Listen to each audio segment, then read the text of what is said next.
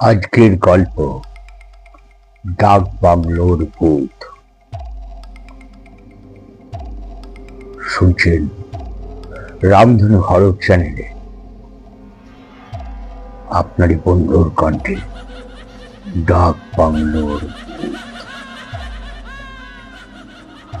আশা করি তোমরা কজন দেখেছো কিনা জানি না ডাক বাংলো, তবে আমার জীবনে কিন্তু অনেকগুলো ডাক বাংলো দেখার সুযোগ হয়েছিল। যেমন একটি সুযোগ জীবনে কোনোদিন ভুলতে পারবো না, কালিম্পং শহরে জঙ্গলে ঘেরা ভেতরে চতুর্দিকে বড় বড় পাইন গাছ, তারই মধ্যে একটি ডাক বাংলো। এই ডাক বাংলোটা তৈরি হয়েছিল আজ থেকে 50-60 বছর আগেকার এক সাহেব করেছিল। যে সাহেব, তার নাম ছিল ফিলিপ সাহেব। হ্যাঁ, ঠিকই শুনবেন, ফিলিপ সাহেবের তৈরি এই ডাক বাংলোটি। এর মধ্যে লুকিয়ে আছে অনেক রহস্য, অনেক ভয়, আতঙ্ক। ঠিকই শুনছেন, স্যাটারডে ফিভার নাইট অবলম্বনে আপনারা শুনছেন ডাক বাংলোর ভূত। শনিবার হঠাৎ ফিলিপ সাহেবের ফোন এলো সোহেব আলীর কাছে।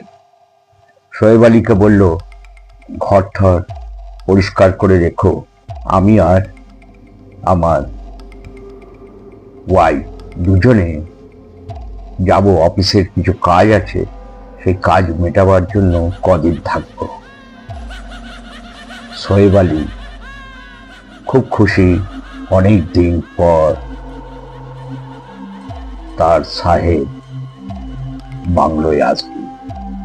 বাংলার চতুর্দিকটায় জঙ্গলে ঘেরা হলে কি হবে, তার পরিবেশটা দূর থেকে দেখলেই আকৃষ্ট করে।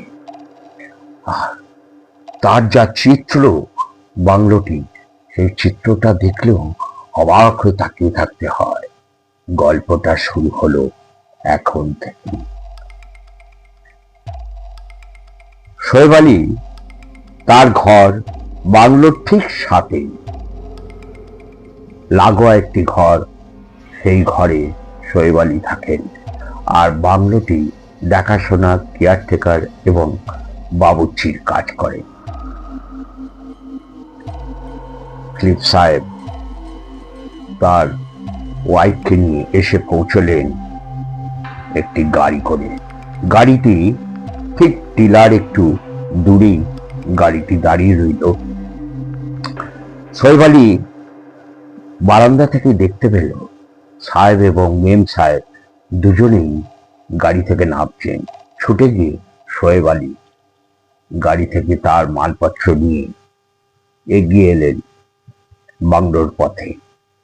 দুজনে হাঁটতে হাঁটতে বাংলোর দিকে কথা বলতে বলতে এগিয়ে আসছেন। পেছনে আছেন মেম সাহেব। সোহেব আলীকে বলল, তোমরা কেমন আছো, বাড়ির সবাই কেমন আছে? সোহেব আলী উত্তরও দিল, আমরা খুবই ভালো আছি সাহেব, আপনার ঘর ঠর সব গোছানো টিপটপ করা অবস্থায় রয়েছে। বলল, বেশ তো, রাতের আজকের আয়োজন কি? তখন ঘরে ঢুকতে ঢুকতে সোহেব আলী বলল, কি খাবেন? সাহেব বলল, দেশি মুরগি খাবো, দেশি মুরগি আর গরম গরম রুটি। বলল, বেশ, তাই হবে সাহেব। সেদিন সারাদিন টিপটিপ করে বৃষ্টি হচ্ছিল।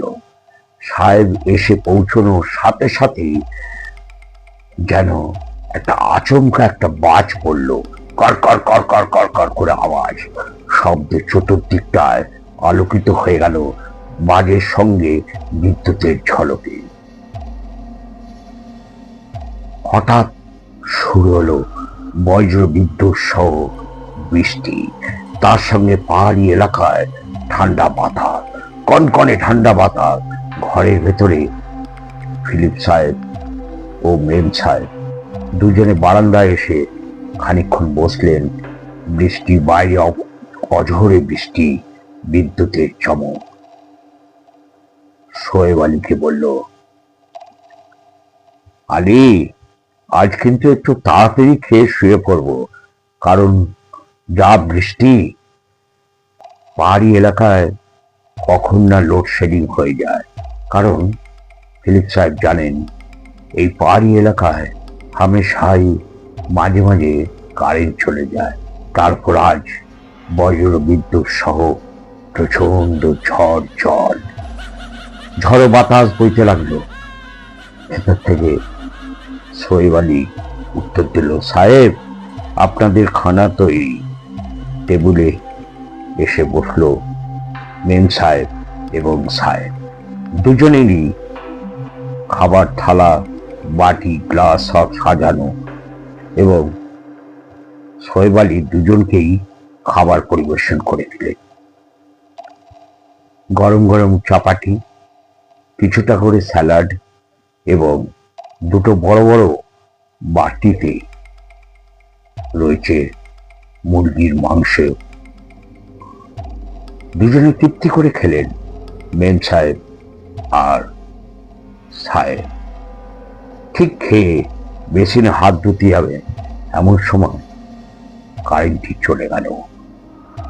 নিঝুম ডাক, বাইরে বৃষ্টি, তারপর বাজ পড়ার শব্দ, তারপর লোডশেডিং। এক অদ্ভুত দৃশ্য ঘরের মধ্যে ফুটে উঠল অন্ধকারের মধ্যে। বাইরে একদিকে অঝোরে বৃষ্টির শব্দ, তার দিকে আরেক দিকে ঝিঝি পোকার শব্দ, ডাক। এদিকে দূর থেকে শোয়েব আলী হাতে একটি মোমবাতি আর একটি লণ্ঠন নিয়ে এলো। মোমবাতি স্ট্যান্ড শুদ্ধ ডাইনিং টেবিলের উপর রাখলেন। লণ্ঠনটা জ্বালিয়ে বেডরুমের দিকে এগিয়ে দিলেন। বলে দিলেন, সাহেবকে লণ্ঠনটা বেডরুমে আপনাদের রেখে এলাম। আমি পাশের ঘরেই থাকবো, কোনো অসুবিধা হলে আমাকে কিন্তু ডাকবেন সাহেব। ফিলিপ সাহেব বলল, ঠিক আছে, ঠিক আছে আলী, তোমায় চিন্তা করতে হবে না, কোনো অসুবিধা হলেই আমি তোমাকে ডাক দেব। রাতে কটা হবে জানি না, আলী বলছে, তখনও কারেন্ট আসেনি, মানে প্রচন্ড অন্ধকার হয়ে গেছে। তারপর লোডশেডিং, আলোটাও নিভে গেছে। ঝড়ের বাতাসে, হাওয়াতে মোমবাতিটা দপদপ করতে করতে নিভে গেল। চতুর্দিকে অন্ধকার।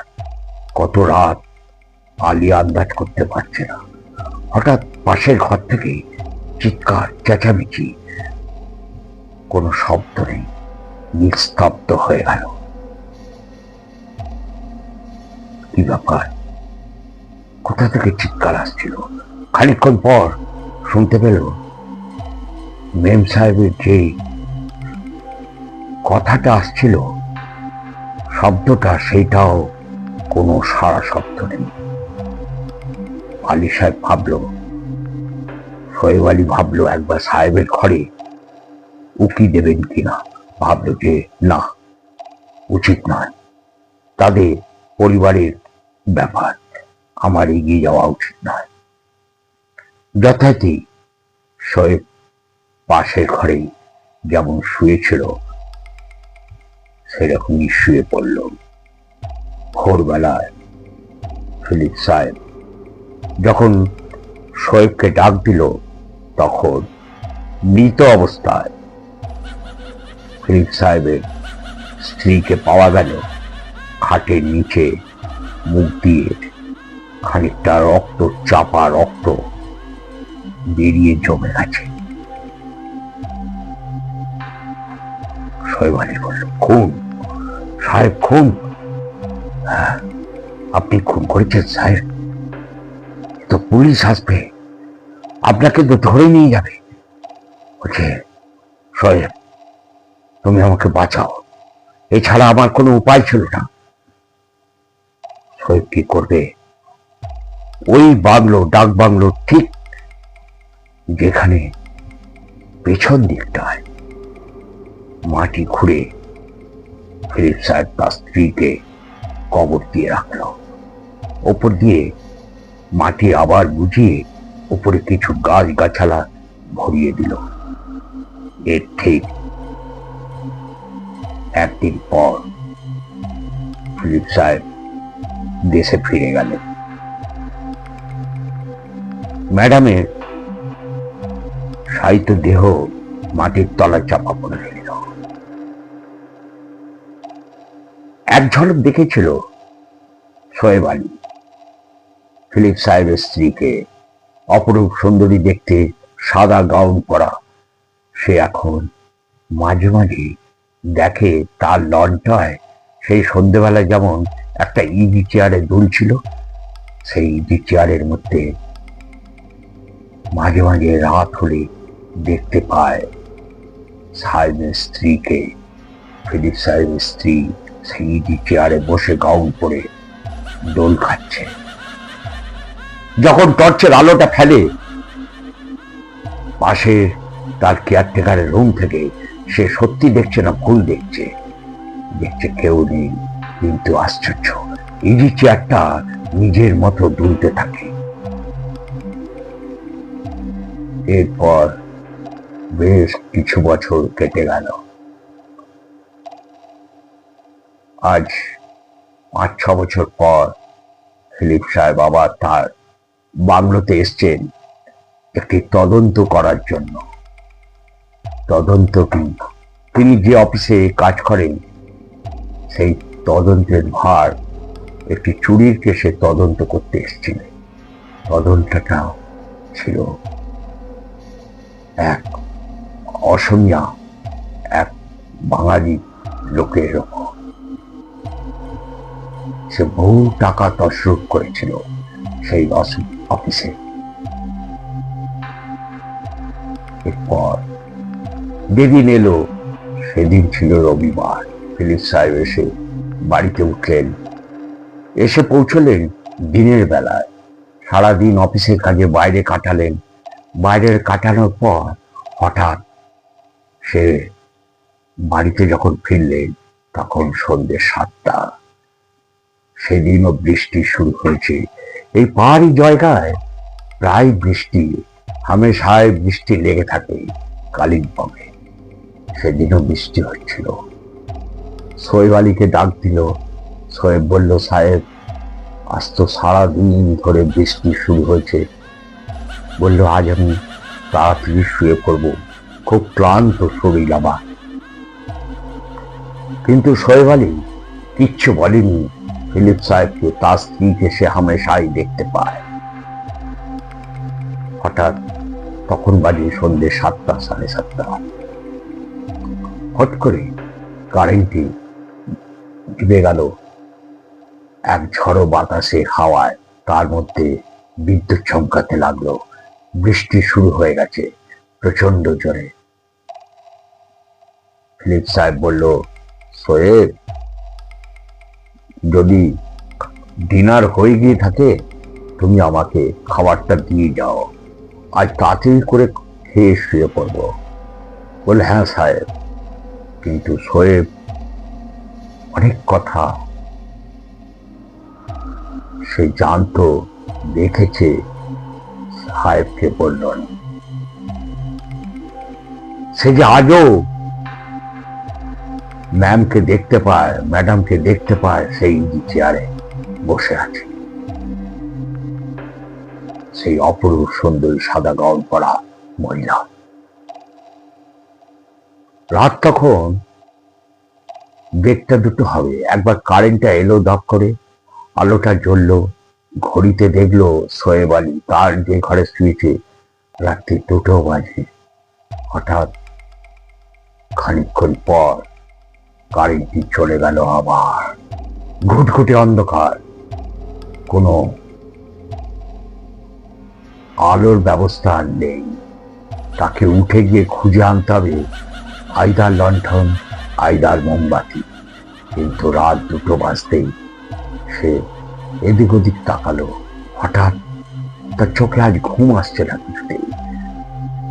পাশের ঘর থেকে শুনতে পাচ্ছে, শোয়েব আলী, শোয়েব আলী,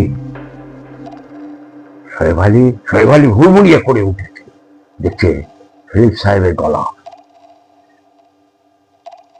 আমাকে বাঁচাও, আমাকে বাঁচাও।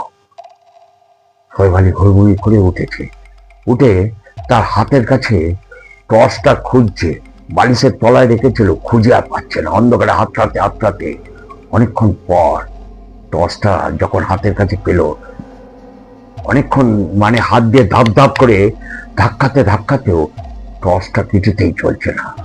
খানিকক্ষণ পর টর্চটা দপ করে চলে উঠল। সেই জলার আলোতে শোয়েব আলী ফিলিপ সাহেবের ঘরের দিকে এগোলো। এইটি দেখছে ফিলিপ সাহেবের ঘরে ফিলিপ সাহেব নেই। মানে কোথায় গেল এত রাত্রে? ঘড়িতে রাত 2টো আছে। এদিক ওদিক ঘরগুলো সব খুঁজতে লাগলো, বাথরুম, বড় রান্নাঘর, ডাইনিং রুম, বারান্দা, কোথাও নেই। শুধু ইজি চেয়ারটা উল্টানো ছিল। মনে হলো কেউ ঠেলা দিয়ে ফেলে দিয়ে গেছে ইজি চেয়ারটা।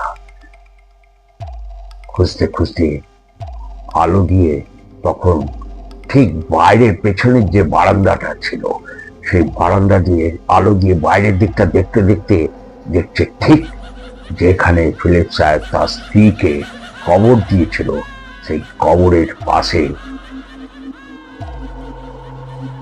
ফিলিপ সাহেব পড়ে আছে।